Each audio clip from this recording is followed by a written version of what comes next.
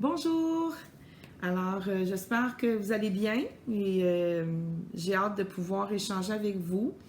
Le but de ma petite vidéo aujourd'hui, c'est de prendre contact.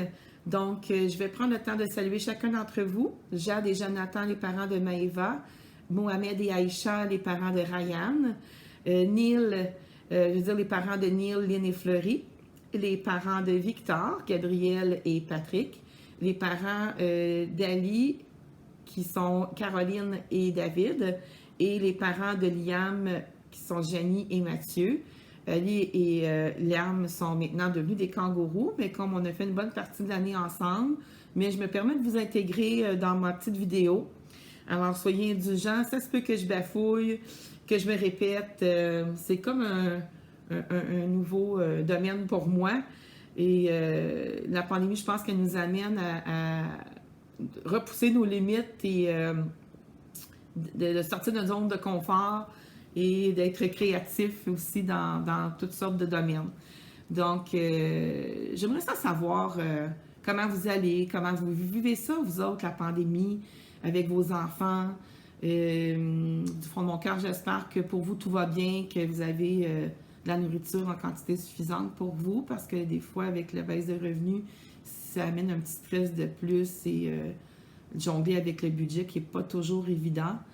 Donc, on va se trouver un moyen. Je vais vous communiquer bientôt, soit par une page Facebook ou par Messenger avec des heures déterminées où on va pouvoir échanger, communiquer sur ce que vous avez le goût, ce que vous avez le goût de partager avec moi. Et ça n'a pas besoin de durer une heure. On peut prendre 2-3 minutes par semaine. Et ça va nous permettre de garder un lien entre nous. Et en même temps, bien, vous allez pouvoir inclure chacun de vos enfants dans mes petites capsules, les mettre devant l'écran, puis qu'on va pouvoir faire des choses ensemble. Ça va vous donner un petit répit. Et alors, sans plus tarder, ce que j'aimerais faire, en fait, c'est de vous parler un petit peu des signes qu'on utilise au CPE. Moi, je me souviens qu'il y a certains parents qui se posaient des questions, qui disaient « Bon, mon enfant, il me montre quelque chose avec ses mains, mais je ne sais pas trop ce qu'il veut me dire. » Il y a aussi, on a une maman qui fait le langage des signes aussi. Fait que pour certaines personnes, c'est plus familier. Ce que je veux dire, c'est que des fois, les signes aussi peuvent différer de quand on fait le langage des signes. Ça se peut que ça soit un peu différent parce que nous, on l'adapte avec le niveau de motricité que les enfants sont capables de reproduire.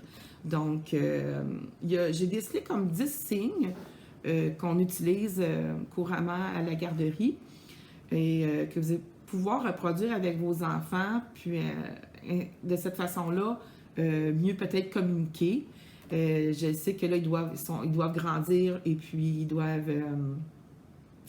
ils doivent aussi avoir développé un peu plus leur langage. Mais c'est toujours aidant parce que des fois, c'est pas clair les mots qu'ils essaient de nous dire.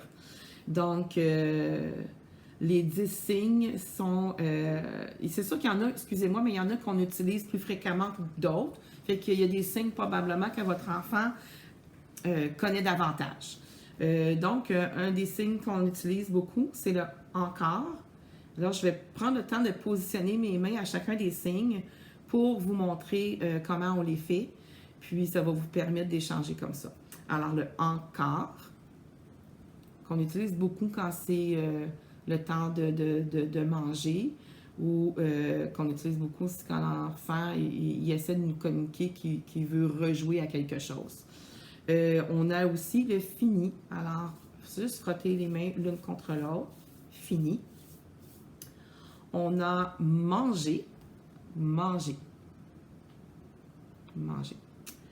On a aussi on continue, jouer. Alors, vous pouvez dire à votre enfant, est-ce que tu viens jouer? Alors, juste mettre comme vos mains en petite forme de ballon et les tourner en rotation. Jouer. On peut dire aussi dodo, quand c'est l'heure de la sieste. Et vous pouvez faire le signe du lait. Tout simplement, laisser le pouce sorti et les autres doigts ouvrir et fermer. Le lait. On peut avoir aussi donne. Donc, le donne, je vais essayer, j'espère que vous allez bien le voir.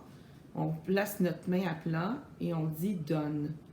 Vous pouvez toujours prendre votre autre main et faire avec votre main, avec le doigt, mettre dans la main, tout en faisant bouger les doigts de la main qui est à plat. Donne. Et pour exprimer, on a aussi de l'eau. Donc, de l'eau, on peut le faire de deux façons. Moi, ce que j'ai plus montré, c'est en mettant le doigt sur le nez, en frottant mon nez. C'est un signe que j'ai vu là, sur notre affiche de signe, donc de l'eau. Ou l'autre façon qu'on peut faire, c'est juste prendre un doigt et faire de l'eau en bougeant de haut en bas, alors de l'eau.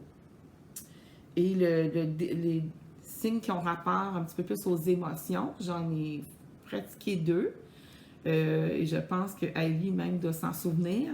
Alors, c'est fâché. On met une main à plat et avec notre poing, on vient frapper sur la main qui est à plat. Alors, je suis fâchée. Oh, William est fâché. Wally est fâché. Et aussi, le dernier signe que je vais vous montrer, c'est pleurs ou de la peine. Vous pouvez dire les deux mots.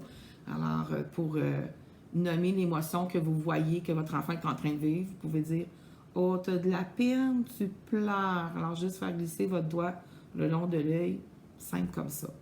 Alors, je vous dirais qu'il y en a beaucoup d'autres, mais c'est ceux qu'on utilise le plus souvent au CPE. J'avais dans l'objectif d'en faire un peu d'autres. Fait qu'on va voir si jamais c'est un intérêt que vous avez. Je pourrais toujours essayer d'en déceler d'autres qu'on pourrait ajouter dans une capsule future.